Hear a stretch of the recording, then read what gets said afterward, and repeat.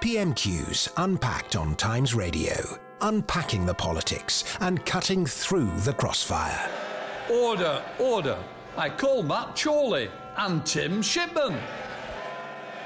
Yeah, so here we are again, Tim Shipman, braced for Keir Starmer going up against Boris Johnson. It feels like it's been ages since we were last here. I'm leaning forward in my chair. This is quite exciting, because not least because there's a heck of a lot of things he could have a go at, aren't there, today? I mean, you mentioned education before the break.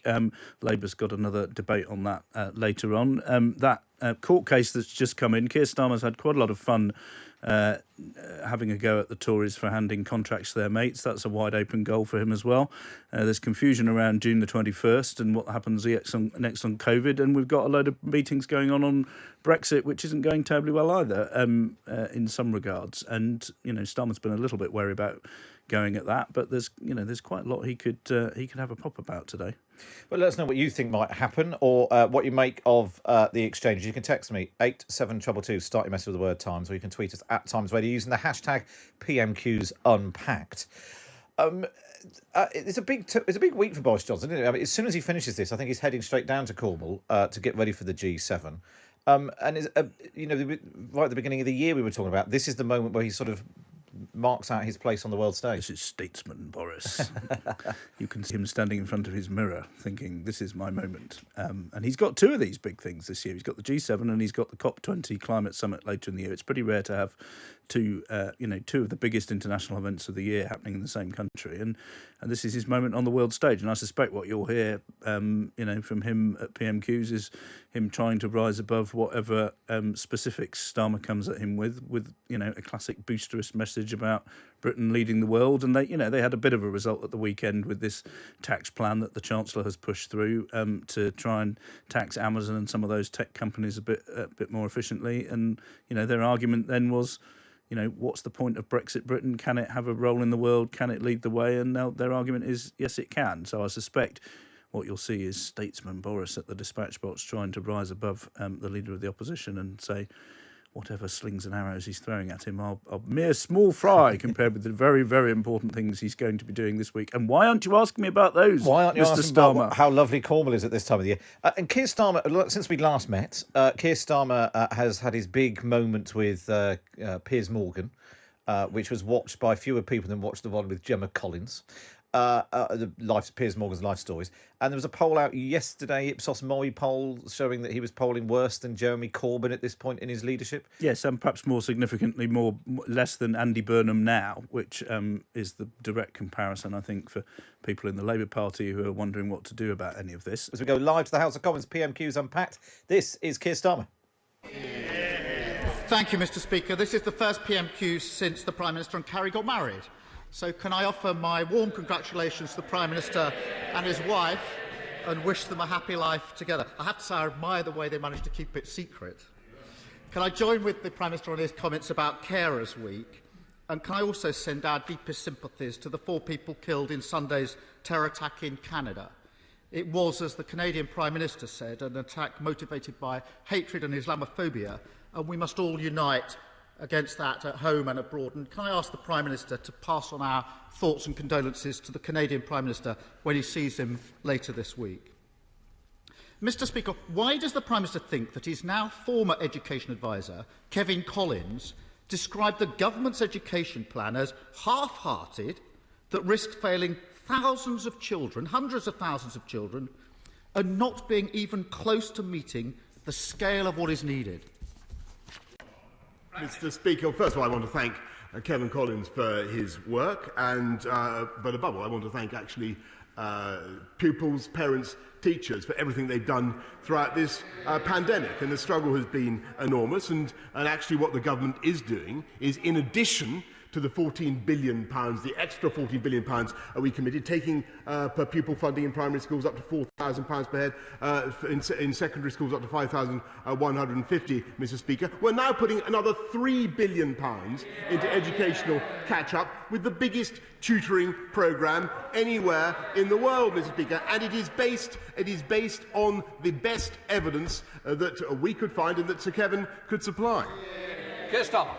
OK, let's just jump in there. As expected, because Labour have got an opposition day debate this afternoon on education, Keir Starmer's sort of getting ahead of that and using all the best lines he can now. Well, and inserting himself into the story so that if it gets covered on the news later, it's him rather than his shadow education secretary who's the one doing the quotes.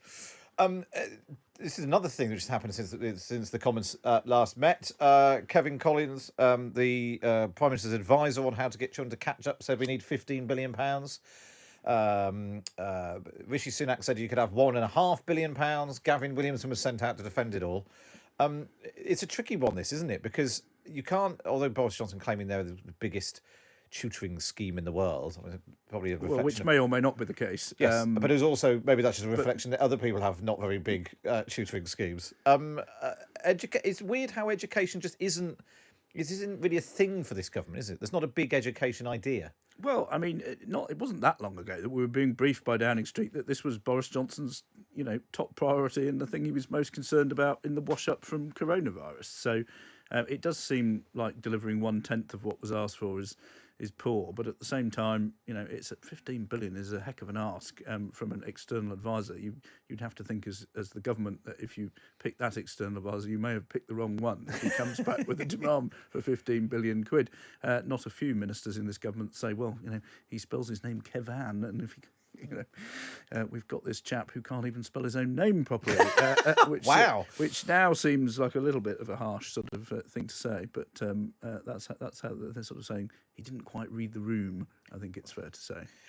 Yeah, and Rishi Sunak's big problem is that if he gave into this request, then the next time there's going to be a request that the NHS needs more money, or the justice system needs more money, or what, everything has been affected by coronavirus. But anyway, the speculation is we may end up with a new education secretary later in the year, and he may find some of this money. At which point, whoever that person is, Sajid Javid, is tipped to return and get some more cash out of them. I'm sure they can find something else for Gavin Williamson to do. Let's go back to the House of Commons. Keir Starmer. Mr. Speaker, let me get this right. In February, the Prime Minister appoints an expert to come up with a catch-up plan for education. He's a highly respected expert, consults widely, and comes up with a plan. The Treasury balks at it and says we'll only provide 10%, yes, 1/10 of what's needed. The Prime Minister rolls over whatever he says, and children lose out. So much for levelling up. Let me help the Prime Minister with the numbers. The funding he announced last week is about £50 per child per year. And even if you add in previous announcements, in England it's only £310 per child over 4 years. Yet in the US there's a catch-up plan worth £1,600 per child. And in the Netherlands it's £2,500. So can the Prime Minister explain, when he was told by his expert that he appointed that only an ambitious, fully funded catch-up plan would do, only an ambitious, fully funded catch-up plan, why did he come up with something which, in the words of that same expert, is too small, too narrow and too slow?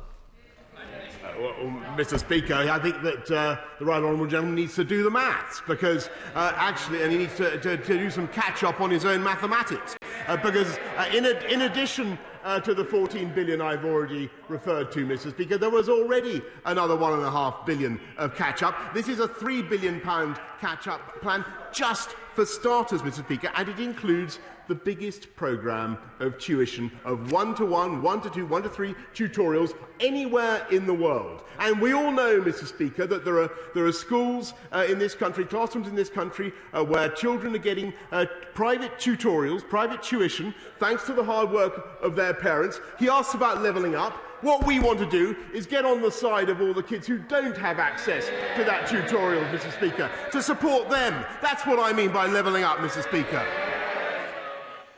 Well, there we are. Let us know what you think about that. 87222. Start your message with the word Times. You can tweet us at Times Radio. First thing I want to do there, Tim. Boris Johnson said he was going to give Keir Starmer a maths lesson, and I think he might have then got his numbers wrong.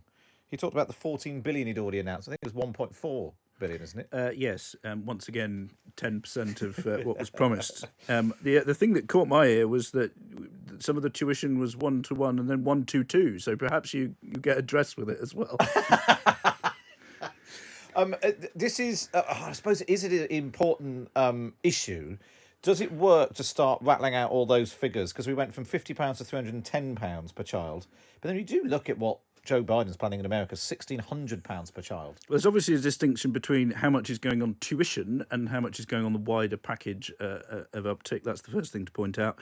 And secondly, I mean, no, Boris Johnson's just trying to survive 6 questions. And if that involves sending out a blizzard of numbers to fill the time, then that's clearly his plan today. Yeah, his idea, read out a lot of numbers, and then Joe Biden's arriving in a few hours. Exactly, and that'll be on the front pages tomorrow. Exactly. Yeah. Okay, let's see if Keir Starmer can generate some more news with question 3. Who does the Prime Minister think he's kidding? He asked Kevin Collins to tell him what was necessary to catch up. Kevin Collins told him, and he said no. Who does he think he's kidding? Boris The Johnson's Chancellor's shaking his decision, head and I there. assume it was the Chancellor's decision, it always is, to hold back the investment that's needed is a completely false economy. The long-term costs are likely to be at least £100 billion, probably more. And who will be hardest hit, Prime Minister? Kids from disadvantaged backgrounds. Mr. Speaker, if the government doesn't change course, this will hold Britain back for a generation. And here's the difference between us and them. Because when Labour says education is our #1 priority, we mean it. That's why we published a bold £15 billion plan to catch up on education for every child. We're putting that to a vote this afternoon. If the Prime Minister is really serious about this, he'd back that motion. Will he do so? Just to jump in there, one interesting thing is he's clearly trying to pin it on Rishi Sunak. We've talked about this before, about the Labour Party every so often sort of dabbles with going after the Chancellor, who remains hugely popular. Yeah, that's right. I mean, Boris Johnson's popularity ratings have picked up of late, but there was a time where it was Johnson sort of in free fall, and Sunak was the most popular minister in the government. And there's a part of Keir Starmer that just wonders at the back of his mind whether he might be up against Rishi Sunak at the next general election. I think most Conservatives think that's pretty unlikely at the moment, but I think they think if they can damage Sunak, that helps in damaging the Tories corporately. And yeah, they've tried it a few times. It doesn't seem to have done a great deal of good so far. But It's interesting that Keir Starmer now saying that education's Labour's #1 priority. If you just give that a Google, previously his #1 priority has been tackling anti-Semitism, Scotland's recovery, it taxing the top 5% of earners, and Labour's top priority is financial responsibility, he said back in February. So they've had quite a lot of and I think he told Piers Morgan some other things as well about dignity and all that sort of thing. So yes, so that was to sum up Labour in one word, and he got a sort of well, I mean, mangle. Leaders of the opposition do flit about. Sometimes the public picks up on that. Sometimes they don't. But well, part of the reason why they're flitting about is because people aren't noticing what they've flitted onto. So no, and also, they're else. having this big debate about their £15 billion plan. I don't think most people have probably noticed that so far either. He said it was a £15 billion per pupil plan, which really is very generous. Oh, that's a lot of. I mean, that's a lot of computers. Well, let's go back to see how Boris Johnson reacted to the. Will he stand up for the Chancellor? I'll tell you that, Mr. Speaker, I'll tell you the difference between us and the party opposite is that we put in the tough measures that are needed to give kids a better education across the country. When we rolled out the Academies programme, Mr. Speaker, which have driven up standards across the country, who opposed it? They did. When we put in tough measures to ensure discipline in schools, Mr. Speaker, they opposed it. They at the last election, Mr. Speaker, they even campaigned to get rid of Ofsted, which is so vital. They did. He stood on a manifesto to get rid of Ofsted. Will he now say that he not only supports our tuition programme, but he supports our radical programme to support teachers with better training? £400 million we're now putting in, not only a starting salary for teachers of £30,000, which we've introduced, but another £400 million to support better training for teachers. That's what we're backing in our party. They are serious, costed reforms and are based on evidence, unlike anything he's producing. Just level. Let's hear the Speaker. What's he got to say? Less shouting from the side. Just to remind the Prime Minister, his Prime Minister's questions, it isn't about the agenda of the last general election. Keir Starmer. That's quite interesting. I mean, there was a blizzard of numbers there from Boris Johnson. If you could add all of those up, the money per pupil, that you get as a teacher, his tuitions program. Interesting, Boris Johnson now claiming the Academies programme as... Well, it was a bit like Michael Gove standing at the dispatch box in about 2010, wasn't it? Saying, look at my Academies programme, discipline in schools, and you opposed it all. And Boris Johnson is extremely adept at wriggling out of any responsibility for things David Cameron did.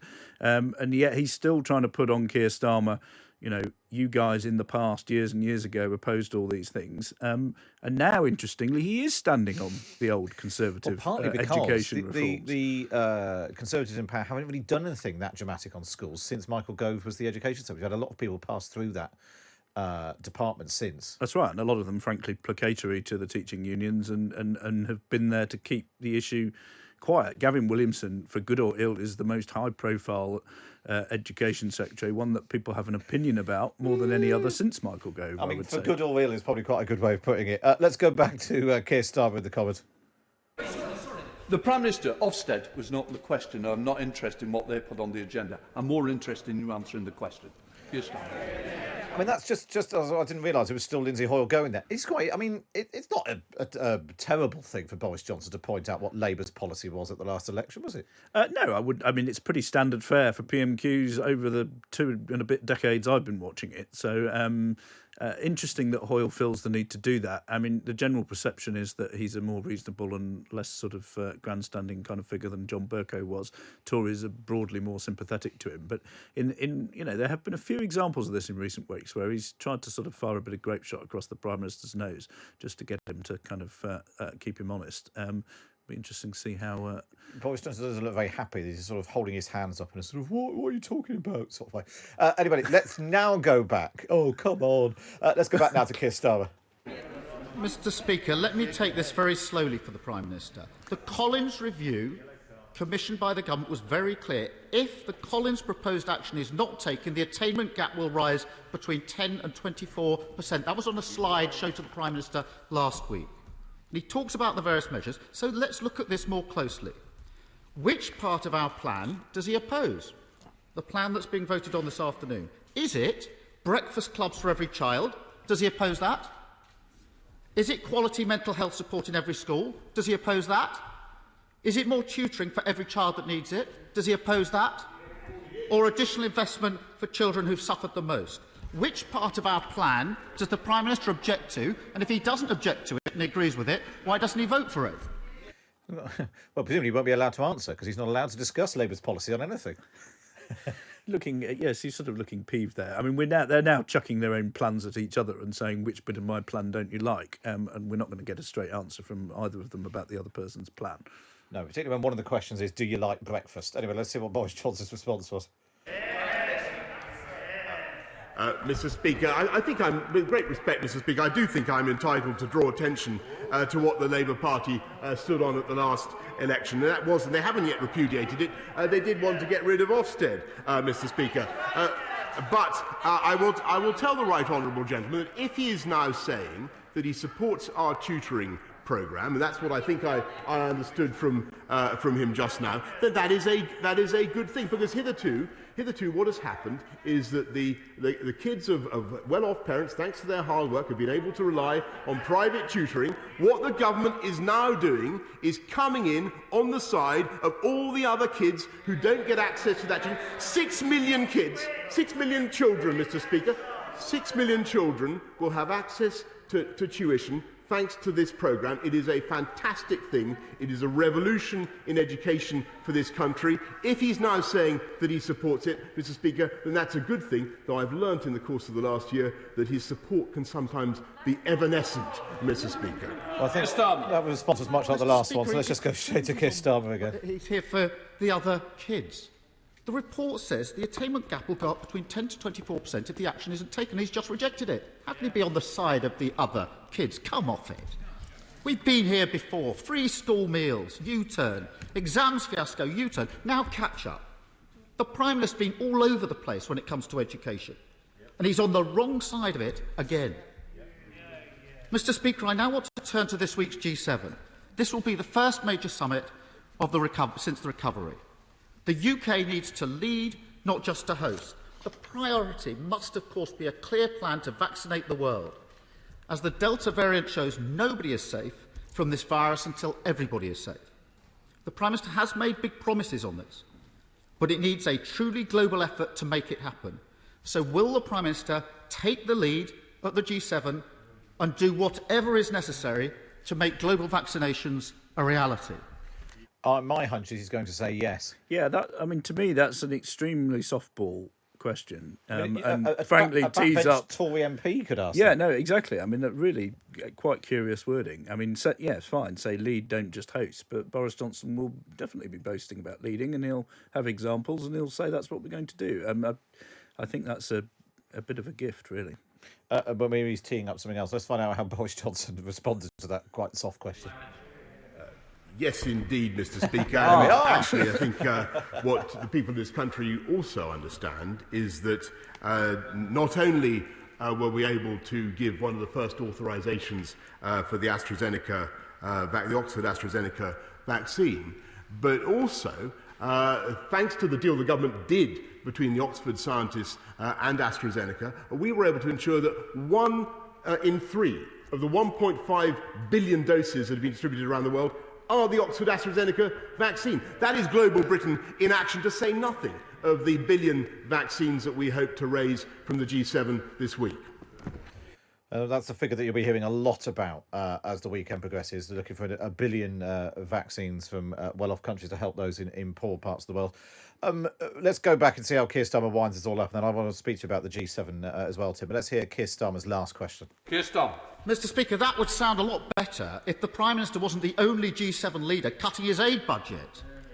I hear what the Prime Minister says about vaccines, but we also need clear global agreement and global funding. Hundreds of former leaders, businesses and development groups have called for exactly that kind of leadership at the G7. And that's what we need to see from the Prime Minister this weekend.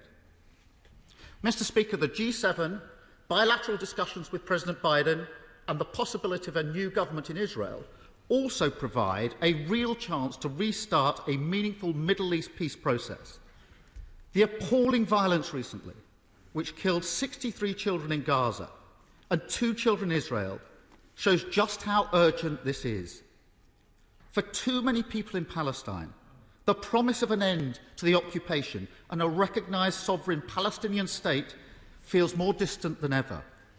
So will the Prime Minister take the opportunity this weekend to press for renewed international agreement, to finally recognise the state of Palestine alongside a safe and secure Israel, to stop the expansion of illegal settlements and to get a meaningful peace process back up and running?